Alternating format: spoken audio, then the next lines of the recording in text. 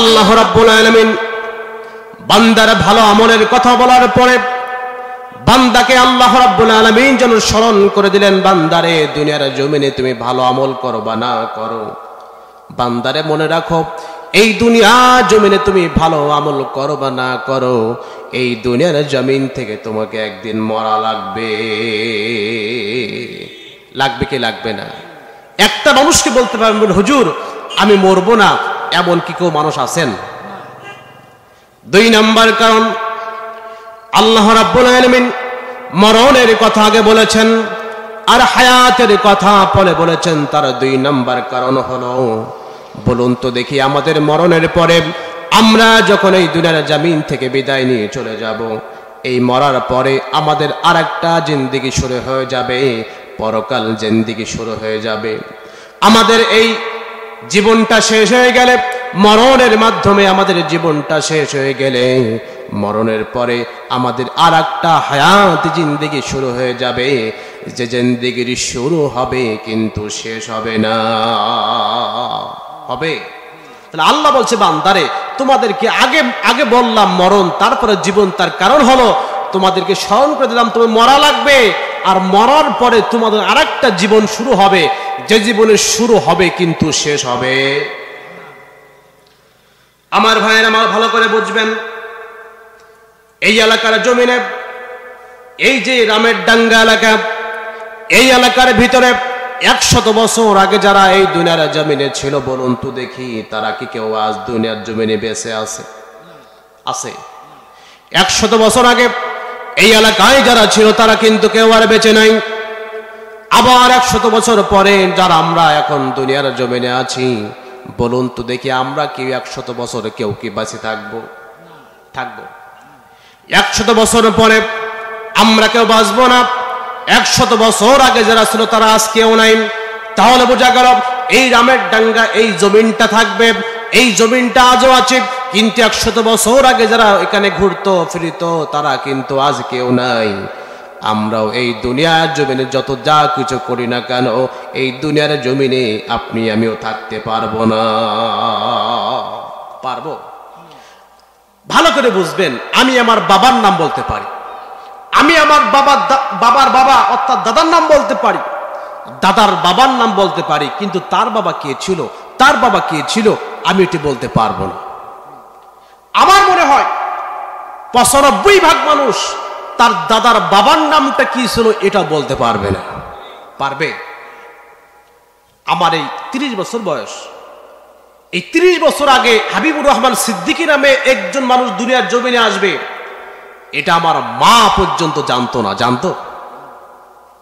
আবার 30 বছর যদি আমাকে হায়াত বাড়িয়ে দেন, 60 বছর যদি আমি হায়াত পেয়ে যাই, 60 বছর পরে দুনিয়ার জমিন থেকে বিদায় নেওয়ার পরে তার কয়েক যুগ পরে আমার কথা, আমার নামটাও কেউ আর মনে রাখবে না। এটাই তো জিন্দেগি, এটাই তো এই দুনিয়া, যে দুনিয়া কেউ কাউকে মনে রাখে না। আপনি টাকাওয়ালার মালিক হতে পারেন, ক্ষমতার মালিক আপনি হতে পারেন, আপনি দাম্ভিকতা দেখাতে পারেন, কিন্তু এই দুনিয়ায় এমন একটা স্বার্থপর জায়গা, যে জায়গা আপনাকে স্থায়ীভাবে থাকতে দেয়। আমার ভাইয়েরা, এই দুনিয়ার জমিনে একজন বাদশাহ ছিল, নাম হলো আলেকজান্ডার। এই আলেকজান্ডার যখন দুনিয়ার জমিন থেকে বিদায় নিয়ে চলে যাবে, আলেকজান্ডার মৃত্যুর কয়েক মুহূর্ত আগে আপন জনদেরকে ডেকে বলছে, শোনো, আমার মনে হচ্ছে দুনিয়ার জমিনে আমি বেশিক্ষণ আর বাঁচবো না। এই দুনিয়ার জমিন থেকে বিদায় নিয়ে আমি চলে যাব। আমি মারা যাওয়ার পরে আমি তোমাদেরকে 3টা ওসিয়াত করতে চাই।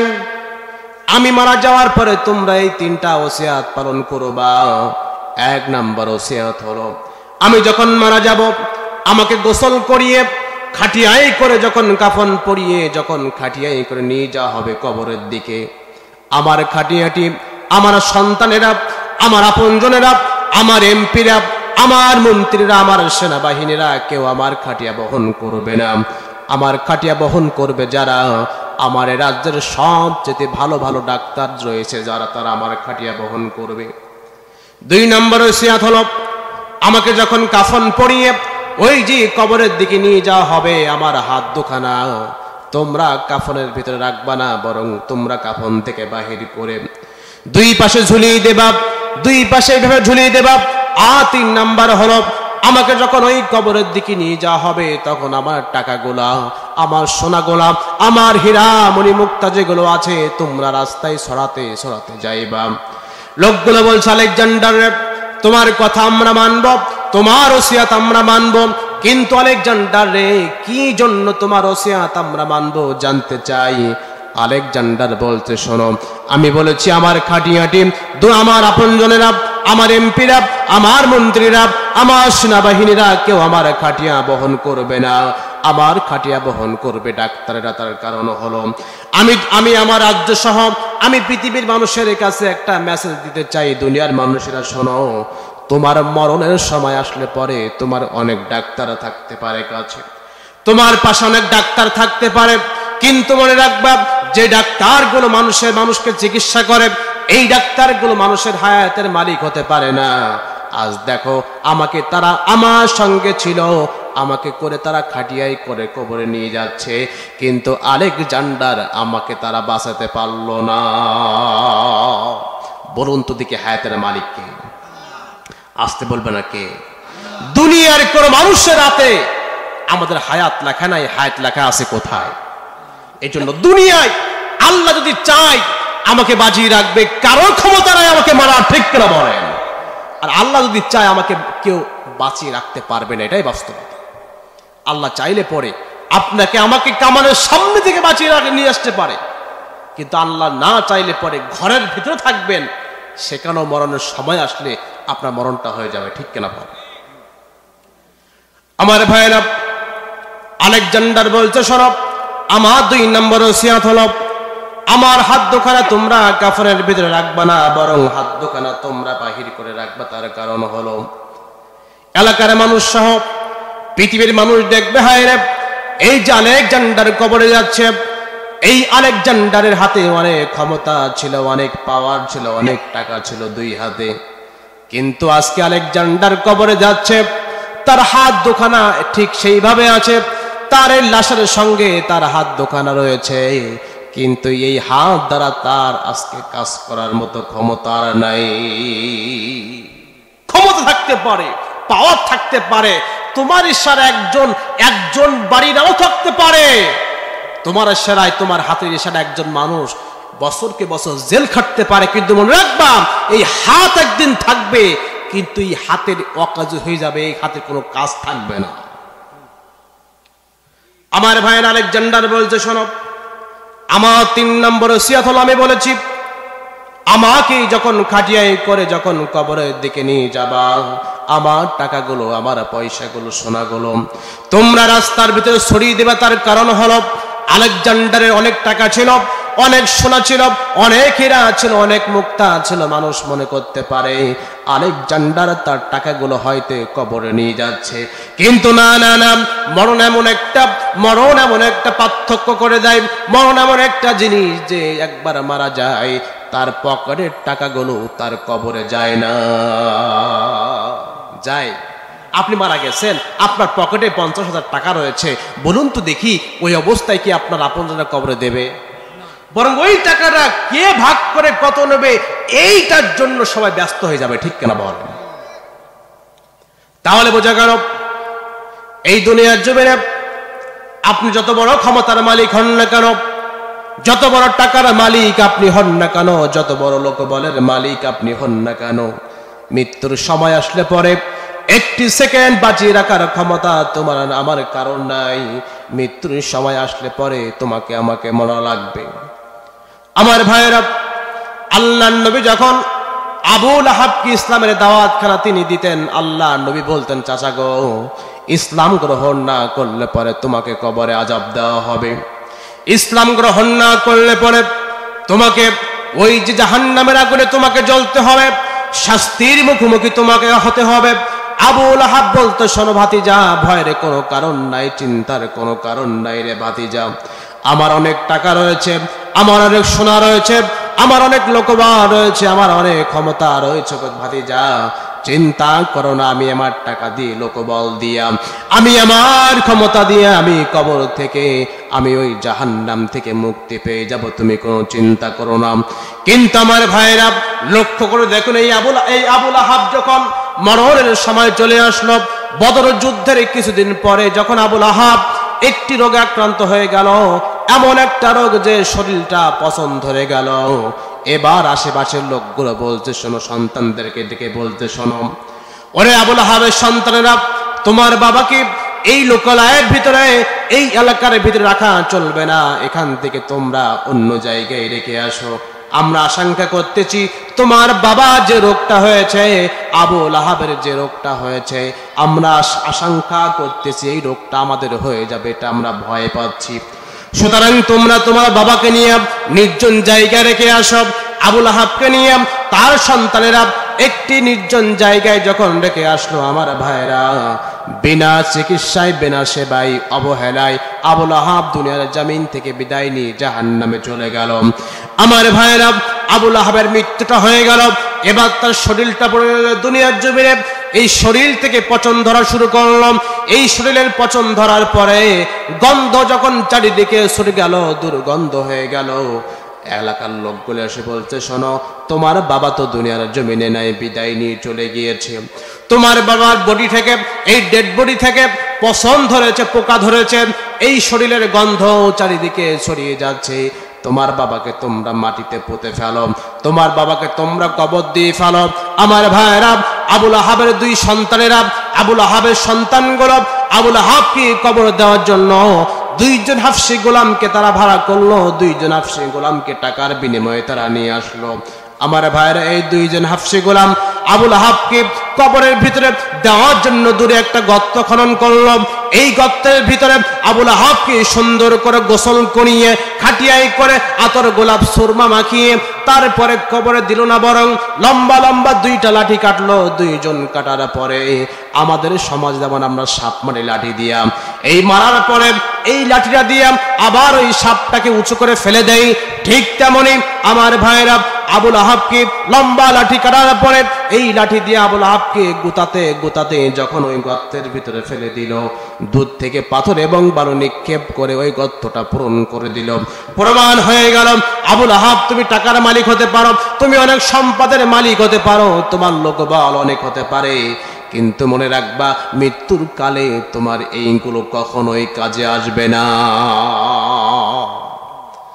এমন মানুষকে দেখেছি যে মানুষ অটাল টাকা পয়সার মালিক, ক্ষমতা, এমপি, মন্ত্রী, কত কিছু দেখেছি, কিন্তু মরার সময় কখন বললো তার আপন জনের একটা খবর রাখে না। হয় না এমনটা? কখন যে মারা গেল, কারণটা হলো 5 তলা বিল্ডিং বানিয়েছে, মানুষের অর্থ সম্পদ নিয়ে, অন্যায়ভাবে নিয়ে 5 তলা বিল্ডিং বানিয়েছে। ও তো এখন পায়খানা করে বিছানায়, ওকে তো আর বিল্ডিং এ রাখে না। বিল্ডিং এর পিছনে সুপ্রি একটা জায়গায়, যেখানে কুকুরও শোয় না, ওখানে শোয়াই রাখে। কখন মারা গেল, ওর নিজের সন্তান তো মদ খায়, গাঁজা খায়, নিজের সন্তান পর্যন্ত খবরটাও রাখে না। এই তো দুনিয়া, এই তো দুনিয়া, যে দুনিয়া আপনি চোখটা বন্ধ করলে পরে আপনার আমার বলে কিছু আর থাকে? আমার ভাইরা, তাহলে দুনিয়ার জমিনে থাকা যাবে না। এই দুনিয়ার জমিন থেকে আমাদেরকে একদিন বিদায় নিতে হবে, ওই অন্ধকার কবরে আমাদেরকে যেতে হবে। কিন্তু বাস্তবতা হলো, একটা চিরসত্য হলো, আমরা মরে যাব, এটাই চিরসত্য। কিন্তু বাস্তবতা হলো, আমরা যে মরব, আমরা কিন্তু এটা মরতে চাই না। চাই। আমার চাচার বয়স, কিছু মনে করবেন না, আমার চাচার বয়স মনে করেন 80 বছর। যদি এখন বলি, চাচা তুমি মরতে চাও, চাচা বলবেন আমি মরতে চাই না। এটাই বাস্তবতা। কেউ মরতে চায়, কেউ মরতে চায় না। তার কারণ হলো, এই দুনিয়ার জমিনটা লালসাময়, ঠিক কিনা বলেন? এই দুনিয়ার জমিনটাকে আমরা ছাড়তে চাই। আমার ভাইরা, মাইকেল জ্যাকসন ছিল আমেরিকায়। যে মাইকেল জ্যাকসন একাধারে গাইতে এবং নাচত, এই মাইকেল জ্যাকসন চিন্তা করলো, হাই রে, আমাকে 150 বছর এই দুনিয়ার জমিনে বাঁচতে হবে। চিন্তা করলো, হাই রে, 150 বছর আমাকে এই দুনিয়ার জমিনে বাঁচতে হবে। এই চিন্তা করে মাইকেল জ্যাকসন আমেরিকার সবচাইতে ভালো ভালো 12 ডাক্তার তার সঙ্গে রাখত। অসংখ্য নার্স তার সঙ্গে থাকতো, এমনকি এয়ার অ্যাম্বুলেন্স পর্যন্ত তার সঙ্গে ছিল। এমনকি এই মাইকেল জ্যাকসন যে ঘরে ঘুমাতো, এটা হলো অটোমেটিক অক্সিজেন বেড, যদি কোনো অক্সিজেনের সমস্যা হয় অটোমেটিক তার অক্সিজেন পেয়ে যাবে। এমনকি এই মাইকেল জ্যাকসন যখন খাদ্য গ্রহণ করত, এই খাবারটা গ্রহণ করার আগে মাইকেল জ্যাকসনের খাবারে কোনো জীবাণু আছে কিনা এটা পরীক্ষা করার জন্য ল্যাব বসিয়েছে তার বাড়িতে। এই ল্যাবটা, এই মেশিনের মাধ্যমে পরীক্ষা করা হতো এই খাবারের ভিতরে কোনো জীবাণু আছে কিনা। আমার ভাইরা, এতগুলো ডাক্তার, এতগুলো নার্স, এত সরঞ্জাম থাকার পরেও এই মাইকেল জ্যাকসন মাত্র 45 বছর বয়সে দুনিয়ার জমিন থেকে বিদায় নিয়ে চলে গেল। মাইকেল জ্যাকসন যখন বিদায় নিয়ে চলে গেল, মাইকেল জ্যাকসনের সামনে 12খানা ডাক্তার ছিল, অসংখ্য নার্স তার সঙ্গে ছিল, ঔষধ তার সঙ্গে ছিল, সব কিছু তার সঙ্গে ছিল। কিন্তু আমার ভাইরা, মৃত্যুর সময় যখন চলে আসলো, এই নার্স, এই ডাক্তার, এই ওষুধ আলেকজান্ডারকে 1 সেকেন্ড কিন্তু বাঁচাতে পারল না। বাঁচার আকাঙ্ক্ষা তার ছিল, কিন্তু মাইকেল জ্যাকসনকে 1 সেকেন্ড এই মানুষগুলো, ডাক্তারগুলো তাকে বাঁচাতে পারলো। আমার ভাইরা, আল্লাহ বলছেন আইনামা তাকুনু ইদরিকুমুল মাউতু ওয়ালাউ কুনতুম ফি বুরুদিম মুশাইয়াদা। আল্লাহ বলছে বান্দারে, মৃত্যুর সময় যখন তোমার চলে আসবে, শুধুমাত্র ডাক্তার নয়, শুধুমাত্র ঔষধ নাই, এমনকি মরার ভয়ে তুমি যদি একটা দুর্গের ভিতরে ঢোকো, যেখানে মানুষের যাওয়া সম্ভব নয়, যেখানে কোনো প্রাণীর দূরের কথা কোনো বাতাস পর্যন্ত যাওয়া সম্ভব নয়, কিন্তু শুনে রেখে দাও, মৃত্যুর সময় তোমার হলে পরে ওই জায়গায় আজরাইল তোমার জন্য উপস্থিত হয়ে যাবে। এজন্য মৃত্যু থেকে আপনি যাই করেন না কেন, মৃত্যু আপনাকে ধরে ফেলবে। এজন্য মৃত্যুটাকে ভয় করে কোনো লাভ আছে? লাভ আছে? কিন্তু মুমিন যারা হবে, ইমানদার যারা হবে, এই মানুষগুলো কখনো মৃত্যুকে ভয় পাবে? পাবে? আমার কথা কি আপনাদের বুঝতে অসুবিধা হচ্ছে? নাকি একেবারে অন্য দেশে চলে গেছেন আপনারা? রাস্তার পাশে মাহফিল, মানুষ যাচ্ছে, কথা বলতেছে, আমার দিকে মনে হচ্ছে মাঝে মাঝে বক্তা আমি না বক্তা রাস্তায়, এমনটা মনে হচ্ছে বক্তায় আমি না বক্তা রাস্তায় মজা আছে। আমার ভাইরা, ইমানদার যারা হবে, মুমিন যারা হবে, তারা কখনো মৃত্যুকে ভয় পাবে না। কিন্তু কাফের যারা হবে, তারা মৃত্যুকে ভয় পাবে। কাফের যারা হবে তারা মৃত্যুকে ভয় পাবে, আর মুমিন যারা হবে তারা মৃত্যুকে ভয় পাবে না। আমার ভাইয়েরা, বদর যুদ্ধ চলতেছে এমন সময়, বদর যুদ্ধ চলতেছে এমন সময় আবু জাহাল লক্ষ্য করে দেখলো, আবু জাহালের কিছু সৈন্য বাহিনী তারা যুদ্ধের ময়দান থেকে পালিয়ে তারা চলে যাচ্ছে। আমার ভাইরা, আবু জাহাল তাদেরকে ডাকছে, আমার কাছে চলে আসো, এই যুদ্ধের ময়দানে আমরা আসছি, তার কারণ হলো মুহাম্মদকে মেরে আমরা ক্ষমতায় চিরস্থায়ী করব, এজন্য আমরা যুদ্ধের ময়দানে চলে এসেছি। কিন্তু শোনো, এই যুদ্ধের ময়দান থেকে যুদ্ধ না করে তোমরা কেন এখান থেকে পালিয়ে যাচ্ছ আমি জানতে চাই। লোকগুলো বলছে, শোনো আবু জাহাল, এই যুদ্ধের ময়দান থেকে আমরা পালিয়ে যাচ্ছি, তার কারণ হলো, তার একটা মাত্র কারণ, আমরা এই যুদ্ধের ময়দানে এসে বুঝেছি আমরা তোমার পক্ষে যারা যুদ্ধ করতে এসেছি, এই মানুষগুলো মরলে পরে আমরা জাহান্নামী হয়ে যাব, আর যারা মুহাম্মাদের পক্ষে যারা যুদ্ধ করতে এসেছে, এই মানুষগুলো মরলে পরে জান্নাতে চলে যাবে। আমরা বুঝেছি আমরা মরলে আমরা হেভি লস হয়ে যাবে, আমরা ক্ষতিগ্রস্ত হয়ে যাব, আর মুহাম্মাদের পক্ষে যারা যুদ্ধ করতে আসছে এরা লাভবান হয়ে যাবে। এজন্য যেন ক্ষতিগ্রস্ত না হয়, এই জন্য আমরা এখান থেকে পালিয়ে যাচ্ছি। অর্থাৎ আমরা এখান থেকে পালিয়ে যাচ্ছি যেন মরা না লাগে। বলুন তো দেখি, ওই বদর নামক যুদ্ধ থেকে যারা পালিয়ে গিয়েছিল, তারা কি কেউ আজ এই দুনিয়ার জমিনে বেঁচে আছে নাকি? আছে? বোঝা গেল তাহলে আবু জাহলের পক্ষের লোকগুলো যারা এই যুদ্ধের ময়দান থেকে যারা পালিয়ে গিয়েছিল, তারা কিন্তু আজ কেউ নাই। আবার ওই যুদ্ধের ময়দানে আল্লাহর নবীর পক্ষে যারা যুদ্ধ করেছিল, জীবনটা বাজি রেখে যারা আল্লাহর নবীর পক্ষে যুদ্ধ করেছিল, তাহলে বোঝা গেল আপনি ইসলামের পক্ষে থাকেন আর ইসলামের বিপক্ষে থাকেন, আপনি ন্যায়ের পক্ষে থাকেন আর অন্যায়ের পক্ষে থাকেন, আপনাকে এই দুনিয়া থাকতে দেবে না। দেবে? আপনি মুসলমান হন আর আপনি অমুসলিম হন, আপনাকে এই দুনিয়ার জমিন রাখবে? জি। একটি হারানো বিজ্ঞপ্তি, বদরুলের মোটরসাইকেলের licence, driving licence, voter ID card, ATM card, কিছু টাকা সহ একটি মানি ব্যাগ হারিয়ে গিয়েছে। অর্থাৎ এক কথায় একটি মানি ব্যাগ হারিয়ে গিয়েছে। কোনো ব্যক্তি যদি নিয়ে থাকেন না পেয়ে থাকেন বললে তো আবার দোষ হয়ে যেতে পারে। যদি কেউ পেয়ে থাকেন অন্তত স্টেজে জমা দিবেন, আর বদরুল ভাইকে চিনলে ওনাকে দিয়ে দিবেন, আর না চিনলে স্টেজে জমা দেবো ইনশাআল্লাহ। কথা বলবেন স্টেজে আর কোনো শেষ। এবার আসুন, তাহলে বোঝা গেল আল্লাহর নবীর পক্ষে যারা যুদ্ধ করতে এসেছিল বদর নামক যুদ্ধে, তারাও কিন্তু কেউ বেঁচে নাই। আবার যারা আবু জাহালের পক্ষে কাফেররা যুদ্ধ করতে এসেছিল, তারাও কিন্তু কেউ আর বেঁচে নাই। কিন্তু মুহাম্মাদের লোকগুলো পালিয়ে যায় নাই। আবু জাহালের লোকগুলো পালিয়ে গেছে, তার কারণ হলো মরণের ভয়। কিসের ভয়? তাও বোঝা গেল মরণের ভয়তে আপনি পালান, আপনি যে দল করেন না কেন, মরণ আপনাকে বাঁচতে দেবে। তাহলে মরণের জন্য আমাদেরকে রেডি হওয়ার দরকার আছে না? ভাই কথা বলবেন না, কথা বললে মাইকে আসে।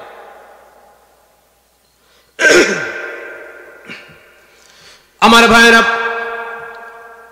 কাফেররা মৃত্যুকে ভয় পায় না, মৃত্যুকে ভয় পায়। আর মুমিনরা মৃত্যুকে ভয় পায় না। তার দুইটা কারণ পাওয়া যায়। এক নাম্বার কারণ হলো আল্লাহ নবী বলেছেন, আদ-দুনিয়া সিজনুল মুমিন ওয়া জান্নাতুল কাফির। আল্লাহ নবী বলেছেন, শোনো, এই দুনিয়ার জমিনটা হলো মুমিনদের জন্য জেলখানার মতো। মুমিন যারা হবে, ঈমানদার যারা হবে, তাদের জন্য এই দুনিয়ার জমিনটা হলো জেলখানার মতো। আর যারা কাফের হবে, যারা মুনাফিক হবে, তাদের জন্য দুনিয়ার জমিনটা হলো জান্নাতের মতো। বলুন তো দেখি, জান্নাতে কেউ একবার ঢুকলে কেউ কি আর বাহির হতে চাইবে? জান্নাতে কেউ একবার ঢুকলে জান্নাত থেকে কেউ বাহির হতে চাইবে না। ঠিক তেমনি মুমিনদের জন্য দুনিয়ার জমিনটা হলো মুমিনদের জন্য হলো জেলখানার মতো। জেলখানার ভিতরে আপনি ভালো থাকার জায়গা দেন, ভালো খাবার দেন, ভালো পোশাক দেন, সব কিছু আপনি দিবেন, কিন্তু বলুন তো দেখি, এত কিছু পাওয়ার পরও জেলখানায় কি কারোর মন টেকে নাকি? টেকে? জেলখানায় কারো মন টেকবে না। সবসময় মনটা চাইবে কখন এখান থেকে বাহির হয়ে মুক্ত বিহঙ্গনে আমি উড়ব। এই জেলখানার ভিতরে আমার ভালো লাগে না। কিন্তু জান্নাতে যারা যাবে তারা কিন্তু বাহির হতে চাইবে না। ঠিক তেমনি মুমিন যারা হবে, ঈমানদার যারা হবে, তারা এই দুনিয়া নামক এই জেলখানায় থাকতে চায় না। তারা চায় দুনিয়া থেকে বাহির হয়ে আল্লাহর সঙ্গে সাক্ষাতে যেতে। দুই নাম্বার কারণ মুমিনরা কোনো মৃত্যুকে ভয় পাবে না। তার দুই নাম্বার কারণ হলো মুমিনরা জানে মৃত্যুটা সেতুর মতো। মৃত্যুটা হলো একটা সেতুর মতো, একটা ব্রিজের মতো, যে ব্রিজের এই পাশে রয়েছে দুনিয়া, আর ব্রিজটা পার হলে ওই পাশেই রয়েছে আল্লাহর জান্নাত। মুমিন তো জানে আমি হাতির বাচ্চা, আমি হাতি, আমি মরলেও লাখ টাকা, বাঁচলেও লাখ টাকা। ঠিক কিনা বল? মুমিনের কোনো লস নাই। মুমিনরা বেঁচে থাকলেও লাভ, মুমিনরা মরলেও লাভ। ঠিক কিনা বলেন? এই জন্য মুমিনরা চায় যে আমি এই দুনিয়ায় থাকবো না, এই দুনিয়ায় থাকবো না, এখান থেকে বাহির হব, কখন আল্লাহর কাছে যাবো। সুবহানাল্লাহ বল। তাহলে আমার ভাইরা, আল্লাহ বলছেন আল্লাযী খালাকাল মাউতা ওয়াল হায়াতা। আল্লাহ বলেছেন মরণ এবং জীবন। আগে মরণ বলেছেন, তার এক নাম্বার কারণ হলো আল্লাহ রাব্বুল আলামিন এই মৃত্যুকে স্মরণ করে দিলেন বান্দারে, তোমাকে একদিন মরা লাগবে। আর দুই নাম্বার হলো এই মরার পরে একটা জিন্দেগি শুরু হয়ে যাবে, পরকাল একটা জিন্দেগি শুরু হয়ে যাবে, যে জিন্দেগির শুরু হবে কিন্তু শেষ হবে না। হবে পরকালের জিন্দেগি শুরু হবে কবর থেকে। কোন জায়গা থেকে? কবর থেকে। আচ্ছা বলুন তো দেখি, কবরে প্রশ্ন হবে মোট কয়টা? জানেন না আপনারা? কয়টা প্রশ্ন? হ্যাঁ, কবরে প্রশ্ন হবে জানি আমরা তিনটা। আপনাকে মানে লজ্জা করতেছে না ভয় করতেছে? কোনটা? তা আমাকে পছন্দ হচ্ছে না কোনটা? কবরে প্রশ্ন হবে কয়টা? তিনটা। কিন্তু আমরা জানি তিনটা, কিন্তু কবরে মুমিনদের জন্য প্রশ্ন হবে মোট পাঁচটা, আর কাফেরদের জন্য হবে চারটা। কয়টা বললাম? আমরা জানি কয়টা? তিনটা, কিন্তু আজকে শুনলাম কয়টা? পাঁচটা। মুমিনদের জন্য আর কাফেরদের জন্য। আমার ভাইরা, মুমিনদের জন্য পাঁচটা প্রশ্ন হবে। এক নাম্বার প্রশ্ন করবেন আল্লাহ, আর 2 নাম্বার 3 নাম্বার এবং 4 নাম্বার প্রশ্ন করবে ফেরেশতারা, আর এইগুলো জবাব দিতে পারলে এক্সট্রা একটা প্রশ্ন করা হবে। 1 নাম্বার প্রশ্ন আল্লাহ করবেন, আল্লাহ রাব্বুল আলামিন বান্দার এই প্রশ্নটা মৌখিক করবেন না, বান্দার এই প্রশ্নটা লিখিত করবেন না, বরং বান্দার এই প্রশ্নটা করবেন মনস্তান্ত্রিক মানসিক প্রশ্ন আল্লাহ করবেন। তার মানে হলো দেখবেন আমরা এমন সময় 2 বন্ধু কথা হচ্ছে, আমরা বলি বন্ধু 500 টাকা আমাকে দাও তো। বন্ধু আমাকে দিতে চাইলে আমি বলি বন্ধু রে টাকা প্রয়োজন নাই, আমি দেখছিলাম তোমার মনটা কেমন। আচ্ছা বলুন তো এমন ব্যবহার এমন আমাদের সমাজে আছে না নাই? আছে না? যখন তখন বলি বন্ধু টাকা প্রয়োজন না, আমি দেখছিলাম তোমার মনটা কেমন, তো বন্ধু তো করতে চাই তোমার সঙ্গে, ঠিক কিনা বলেন? আমার ভাইয়েরা, আল্লাহ প্রশ্ন করবেন 1 নাম্বার প্রশ্ন মানসিক প্রশ্ন। তার মানে হলো মৃত্যু ব্যক্তিকে যখন কবরে উঠানো হবে, মৃত্যু ব্যক্তিকে আপনি যখন কবরস্থ করেন, হোক সে সকালবেলা, হোক সে দুপুর বেলা অথবা রাতের বেলা, এই মৃত্যু ব্যক্তিকে 40 কদম যেতে যতক্ষণ সময় লাগে, এই সময়ের ভিতরে যখন ওই মৃত্যু ব্যক্তিকে উঠানো হবে, তখন মৃত্যু ব্যক্তি তাকেই দেখবে, হায় রে এমন একটা সময় আল্লাহ রাব্বুল আলামিন তার সামনে তুলে ধরবেন। বান্দা তখন তাকেই দেখবে, হায় রে এমন একটা সময় আমাকে ঘুম ভাঙানো হয়েছে, যে সময়টা আসরের সময় চলে যাচ্ছে, সূর্য অস্ত হয়ে যাচ্ছে, অর্থাৎ আসরের সময় আর কিছুক্ষণ বাকি আছে, কয়েক মিনিট বাকি আছে, তারপরে আসরের সময় চলে যাবে। বান্দা তখন বলবে, শোনো আমার উজুর পানি দাও, আমি নামাজ আদায় করব। অর্থাৎ আল্লাহ রাব্বুল আলামিন এই সূর্যটা ডুবু ভাব করে বান্দার একটা মানসিক পরীক্ষা নেবেন, বান্দারে দুনিয়ার জমিনে তুমি নামাজি ছিলে কিনা। তাহলে কবরে 1 নম্বর প্রশ্ন করবেন আল্লাহ, আর সে প্রশ্ন হবে কিসের হবে? নামাজের প্রশ্ন হবে 1 নম্বর। দুনিয়ার জন্য নামাজি না হতে পারলে পরে আপনি নামাজ তো দূরে কথা, নামাজের ধারে কাছে আপনি যেতে পারবেন না, ঠিক কিনা বলেন? আমার ভাইয়েরা 2 নম্বর প্রশ্ন হবে মান রব্বুক, তোমার রবকে। আপনি আমি জানি আমাদের রব হলেন আল্লাহ। কে রব আমাদের? কে রব? আমাদের রব আল্লাহ জানি, কিন্তু বাস্তবতা হলো এই রব যে আমাদের আল্লাহ, এটা আপনি দুনিয়ার জমিনে না মানলে পরে আপনার রব আল্লাহ আপনি এটা বলতে পারবেন? আমার ভাইয়েরা, আল্লাহ যে আপনার আমার রব, এই রবটাকে মানতে হবে 5 ভাবে। 1 নাম্বার ব্যক্তিগত ভাবে, 2 নাম্বার পারিবারিক ভাবে, 3 নাম্বার সামাজিক ভাবে, 4 নাম্বার অর্থনৈতিক ভাবে, আর 5 নাম্বার রাজনৈতিক ভাবে। এই 5 ভাবে আল্লাহকে আপনাকে রব হিসেবে গ্রহণ না করলে পরে আপনি কবরে আপনি বলতে পারবেন না আমার রব আল্লাহ। তারপরে আসুন বলা হবে তোমার জীবন ব্যবস্থা কি, তোমার জীবন ব্যবস্থা কি ছিল। আপনি আমি দুনিয়ার জমিন ইসলামটাকে পুরোপুরি না মানলে পরে কবরে বলতে পারবো না আমার জীবন ব্যবস্থা হলো ইসলাম। তারপরে 3 নম্বর প্রশ্ন হবে আল্লাহর নবীর সম্পর্কে প্রশ্ন করা হবে, আল্লাহর নবীকে দেখানো হবে, আল্লাহর নবীর সম্পর্কে প্রশ্ন করা হবে। আল্লাহর নবী সম্পর্কে প্রশ্নের জবাব আপনি দিতে পারবেন না যদি আল্লাহর নবীকে দুনিয়ার জমিনে আপনি না মানে। আল্লাহর নবীকে এই দুনিয়ার জমিনে আমাদের মানার দরকার আছে না নাই? আছে না নাই? ভাই আপনাদের জানি গরম অশোনা আপনাদের অভ্যাস, ঠিক কিনা বলেন? হ্যাঁ, গরম অশোনা অভ্যাস, কিন্তু এখন বর্তমান সময় এমন হয়েছে যে কারোর কণ্ঠ মোটামুটি ভালো নাই ভাই। বলা যাচ্ছে আমার কণ্ঠ 20% মোটামুটি চলার মতো আছে, তাছাড়া সব শেষ। তাহলে আল্লাহর নবীকে আপনি দুনিয়ার জমিনে যদি না মানেন, কবরে আল্লাহর নবীর পরিচয় আপনি দিতে পারবেন? কিন্তু বলুন তো দেখি, আল্লাহর নবীকে কি আমরা পুরোপুরি মানি? আল্লাহর নবীকে ভালোবাসি শুধুমাত্র আমরা মুখে মুখে, ঠিক কিনা বলেন? মুখে মুখে আল্লাহর নবীকে ভালোবাসি, কিন্তু আল্লাহর নবীকে ভালোবাসি এটা আমরা কাজে প্রমাণ দিতে চাই। দেখা যাবে তখন আল্লাহর নবীর নামে কটূক্তি হয়, যখন আল্লাহর নবীর নামে যখন কথা হয়, আমি মুসলমান আপনি মুসলমান বলি, ও আল্লাহর ব্যাপার আল্লাহ যা পারে করুক। বলুন তো দেখি এইরকম একদল লোক আছে না নাই? আছে না? আমাদের অবস্থা কি হয়েছে? মনে করেন এক এলাকায় বিয়ে হয়েছে, বিয়ে হয় কি হয় না? হয়। এই বিয়ে হওয়ার পরে মনে করেন বল্টু মিয়ার বিয়ে হয়েছে, বল্টু মিয়া চিন্তা করতেছে হায় রে আমি বউকে খুশি করতে চাই, কি করতে চাই, বউকে খুশি করতে চাই, একেবারে বাসর ঘরে ঢুকবো, বউকে খুশি করব, এই চিন্তা করে হাতে নিছে একটা তাসবিহ। কি নিছে? তাসবিহ চিনেন আপনারা? কি নিছে? তাসবিহ নিছে। তাসবিহ নেওয়ার পরে বাসর ঘরে ঢুকতেছে, ঢুকে বউয়ের নাম লাকি, তাসবিহ গুনতেছে আর বলতেছে লাকি আমি তোকে খুব ভালোবাসি, লাকি আমি তোকে খুব ভালোবাসি। রাতের বেলায় 1000 বার, সকালবেলায় 2000 বার, পরের দিন 2000 বার। বলুন তো দেখি, বউয়ের কোনো খোঁজ দিল না, তার সঙ্গে মেলামেশা নাই, কোনো কথাবার্তা নাই, শুধু বললো লাকি আমি তোকে ভালোবাসি। এই তাসবিহ গুনে জেকার করলে বউ থাকবে না ভাগবে? কি হবে? থাকবে। আর বর্তমান যে স্মার্ট যুগ, এই স্মার্ট যুগের মেয়েরা রাত কাটাবে না, রাতের ভিতরে আর এক মজনু আছে, মজনুকে ফোন দেবে, হ্যালো চলে এসো, আমার স্বামী পাগল, ঠিক কিনা বল?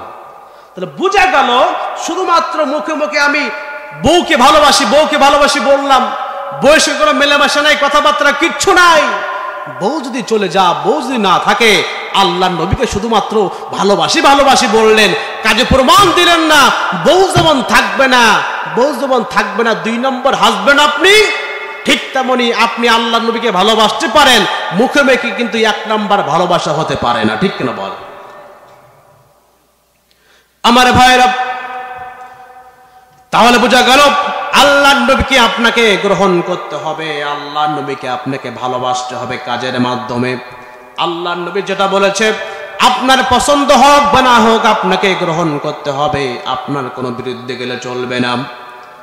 আমার ভাইয়েরা, এবার আসুন কবরের 5 নম্বর প্রশ্ন হবে। এই 4টা প্রশ্নের জবাব যদি কেউ দিতে পারে, ফেরেশতা আর একটা এক্সট্রা প্রশ্ন করবে, সেটা হলো মা ইলমুক। বলো তো দেখি, এই যে প্রশ্নগুলোর জবাব তুমি দিয়েছ, আমাদের প্রশ্নগুলোর জবাব তুমি দিয়েছ, বলো তো দেখি এই প্রশ্নগুলোর জবাব তুমি কোন জায়গা থেকে শিখেছ?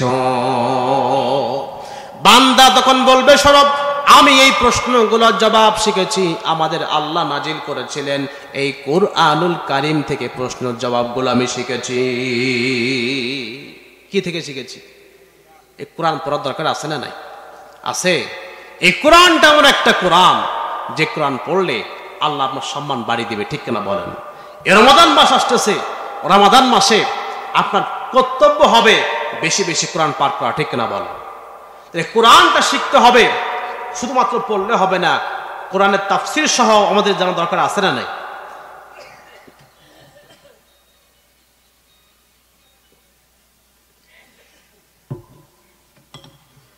এবার শুন কিয়ামত। আমার ভাইরা, আল্লাহ নবী বলেছেন, লা তাকুমুস সাআতু হাত্তা লা ইউকালা ফিল আরদি আল্লাহু আল্লাহু। আল্লাহ নবী বলেছেন, শোনো, ততক্ষণ পর্যন্ত এই দুনিয়ার জমিনটা আল্লাহ ধ্বংস করবেন না, যতক্ষণ পর্যন্ত না এই দুনিয়ার জমিনে আল্লাহ আল্লাহ বলার মতো একজন ঈমানদার থাকবে।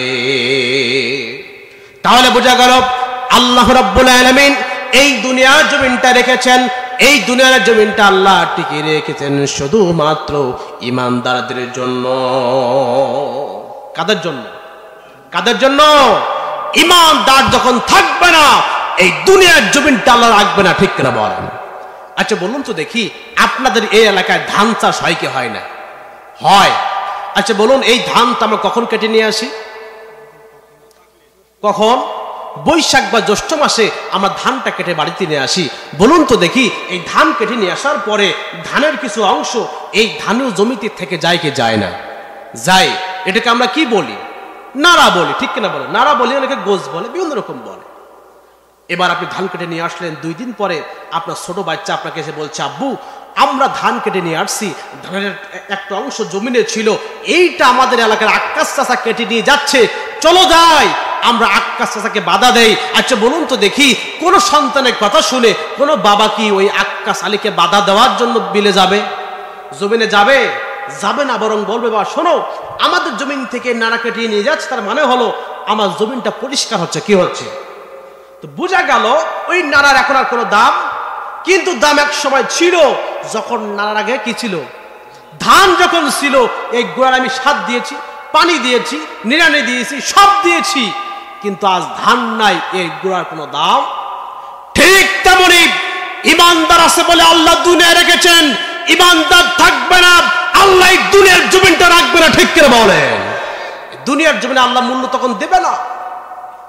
কিন্তু বাস্তবতা হলো আমাদেরকে আজকে মেরে, ইমানদারদেরকে মেরে, আলেম উলামাদেরকে মেরে এক শ্রেণীর রাম বাপ নাস্তিকেরা তার এই দুনিয়ার জমিনে রাজত্ব করতে চায়, ঠিক কিনা বলেন? কিন্তু মনে রাখবেন, ফেরাউন পারে নাই, নমরুদ পারে নাই, আবু জাহাল পারে নাই, নব্য আবু জাহাল তোমরা পারবে না, ঠিক কিনা বলেন? এটাই বাস্তবতা। আচ্ছা বলুন তো দেখি, আমরা গাছ লাগাই, এই গাছটা আমরা আষাঢ় শ্রাবণ মাসে লাগাই, লাগানোর সময় গাছের একটা মূল শিকড় আছে না নাই? আছে। কোন ব্যক্তি যদি মূল শিকড়টা কেটে দিয়ে গাছটা লাগায়, আরে গাছের ভিতরে পানি লাগবে 5 লিটার, দিল 500 লিটার, সার লাগবে 500 গ্রাম, দিল 500 কেজি। বলুন তো দেখি, মূল শিকড় নাই, পানি দিলেও সার দিলেও মূল শিকড় ছাড়া কোনো কাজ বাঁচবে? গাছ যেমন মূল শিকড় ছাড়া বাঁচে না, আপনি যতই যা কিছু দেন না কেন, এই দুনিয়ার জমিনটা আপনি যত উন্নয়ন দেখান না কেন, আপনি রাস্তাঘাট যত করেন না কেন, ইমানদার থাকবে না, এই দুনিয়ার জমিনটা আল্লাহ রাখবে না। ইমানদারদেরকে যত্ন করার দরকার আছে না নাই? নিজের ভালো কিসে বোঝে? নিজের ভালো পাগলও বোঝে। কিন্তু বাস্তবতা হলো আমাদের কিছু লোক আছে নিজের ভালো তারা বোঝে না, ঠিক কিনা বলেন? আমার ভাইরা, আল্লাহর নবীর কাছে কাফেররা এসে বলছে, ইয়া রাসূলুল্লাহ, কিয়ামত কখন হবে জানতে চাই, কখন কিয়ামত হবে আমাদেরকে বলুন। আল্লাহর নবী কোনো কথা বলেন না।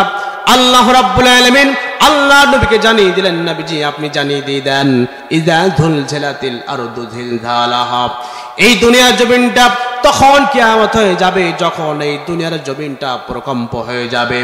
এই দুনিয়ার জমিনটা যখন কেঁপে উঠবে, ভূমিকম্প তৈরি হয়ে যাবে, আল্লাহ রাব্বুল আলামিন এই দুনিয়ার জমিনটা কিয়ামত সংঘটিত করবেন। ইসরাফিল আলাইহিস সালাতু ওয়াস সালাম যখন প্রথম ফুৎকার দিবেন, 1 নাম্বার ফুৎকার যখন দিবেন, আল্লাহ বলেন, ইদাস সামাউ ফাতারাত ওয়াইদাল কাওয়াকিবু ইনতাসারাত ওয়াইদাল বিহারু ফুজ্জিরাত।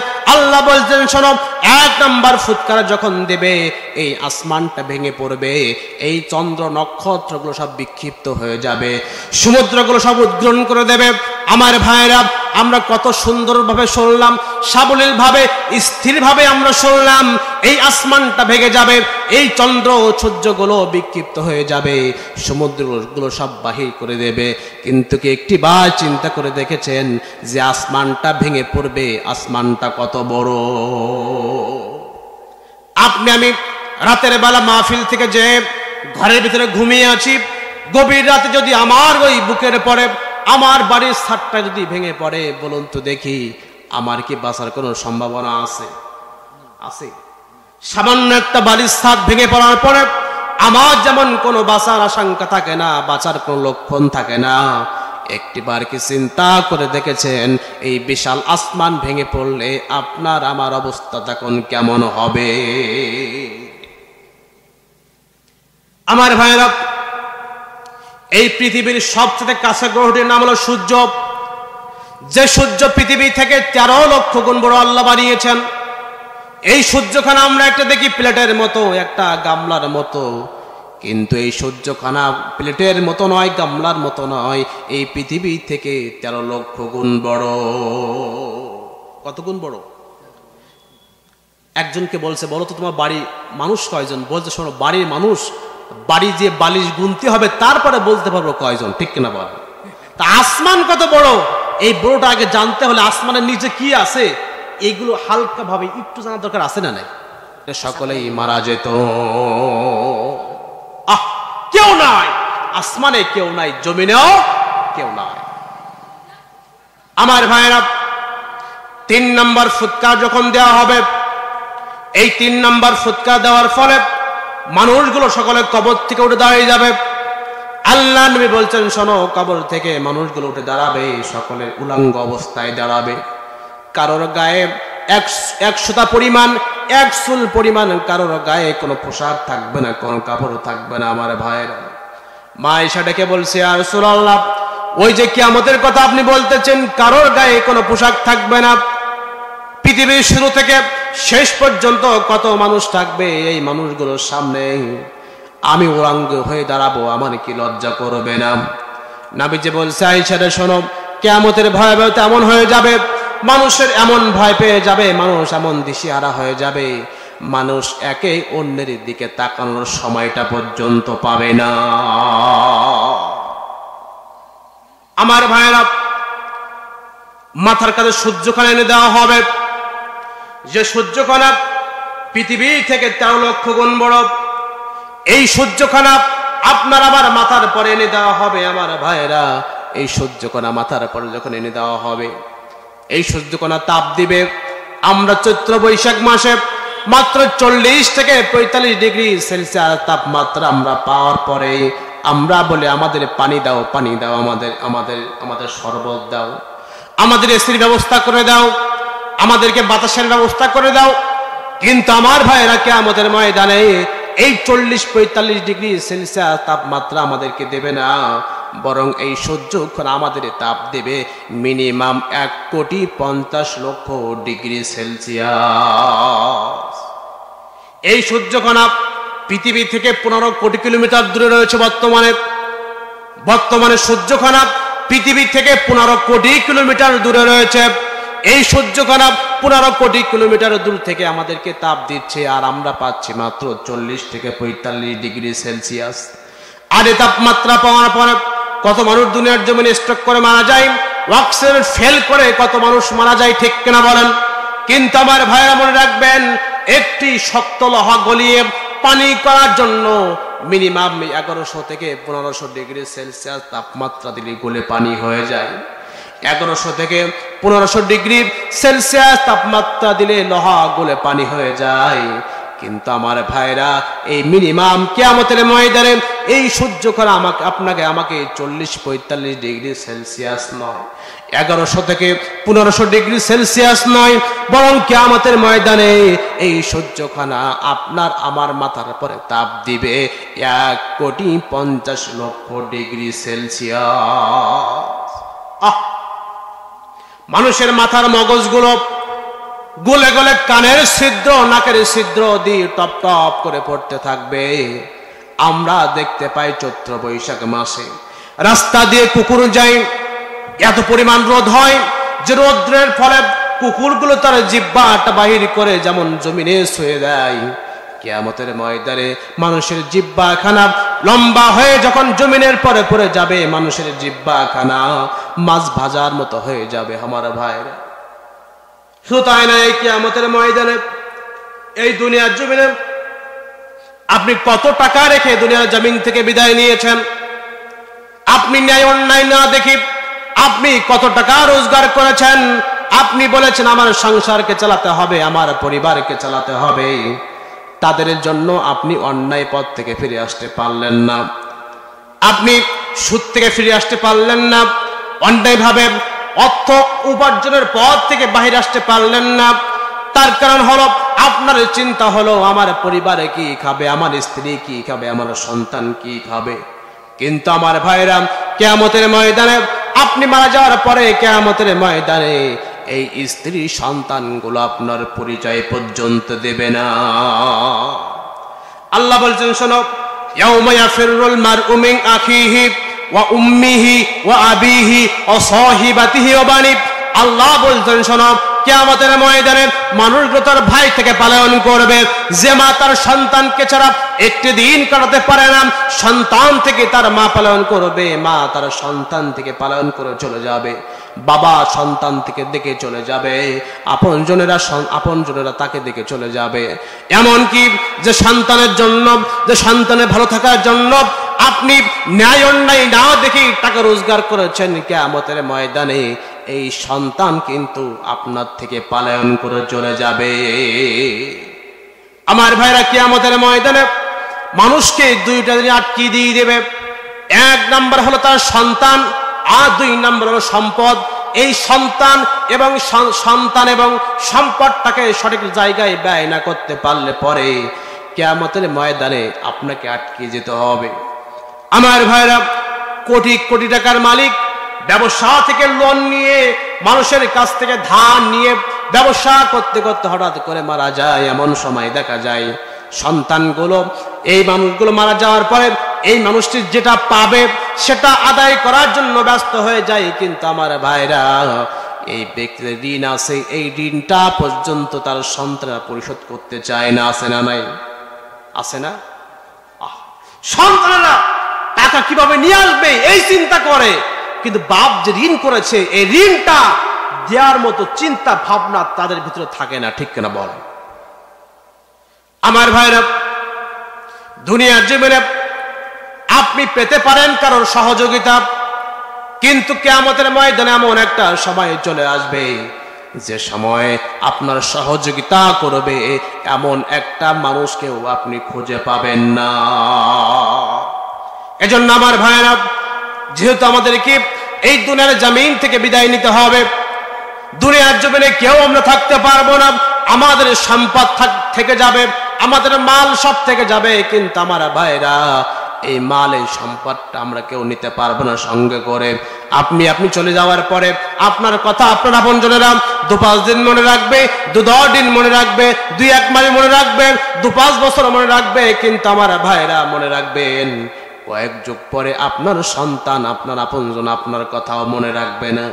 কিন্তু আপনি আপনার টাকা দিয়ে একটা মাদ্রাসা নির্মাণ করলেন, একটা মসজিদ নির্মাণ করে গেলেন, কিয়ামত পর্যন্ত এই মসজিদ এই মাদ্রাসা আপনার কথা কখনোই কিন্তু ভুলবে না। এজন্য আমার ভাইরা, নিজের ভালো পাগলও বোঝে। ঠিক কিনা বলেন? নিজের ভালো পাগলও বোঝে আপনার আমার জন্য মারার পরে আপনার আমার কথাও কেউ স্মরণ রাখবে না। এজন্য মরার আগে আপনার আমার নিজের কাজ নিজে করার দরকার আছে না নাই? আসতে বলবেন না? আছে না নাই?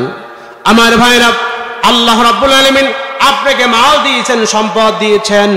আল্লাহ বলছেন শুনুন, লাইন শাকারতুম লাযিদান্নাকুম। আল্লাহ বলছেন শোনো, এই মালের শুকরিয়া যখন তুমি করবা, আমি আল্লাহ ঘোষণা দিয়ে দিলাম, আমি আল্লাহ তোমার নিয়ামতটাকে আরো বাড়িয়ে দিয়ে দেব। নিয়ামত বাড়ুক, আমাদের সম্পদ বাড়ুক, আমরা চাই কি চাই না? দুহাত তুলে দেখায়, চাই কি চাই না? আমাদের সম্পদ বাড়ুক, আমরা চাই কি চাই না? সম্পদ যখন আমরা বাড়ুক চাই, হাত নামাবেন না, দোয়া করে দেবো। সম্পদ যখন আমরা কেউ বাড়ুক আমরা চাই, তাহলে সম্পদ যে রাস্তায় দিলে আমাদের সম্পদ বাড়বে সে রাস্তায় আমরা যাবো, তো যেতে পারবো তো ইনশাআল্লাহ? হাত নামান। আল্লাহ বলছে শোনো, সম্পদ বাড়াতে চাও, তাফসীরে আসছে 3টা কাজ করতে হবে, শুকরিয়া করতে হবে। শুকরিয়ার 3টা কাজ রয়েছে। 1 নাম্বার কাজ হলো অন্তর দিয়ে শুকরিয়া করা, 2 নাম্বার কাজ হলো মুখে আলহামদুলিল্লাহ শুকরিয়া করা, আর 3 নাম্বার হলো আল্লাহ যে সম্পদ দিয়েছেন এই সম্পদটা আল্লাহর রাস্তায় ব্যয় করার দরকার আছে না?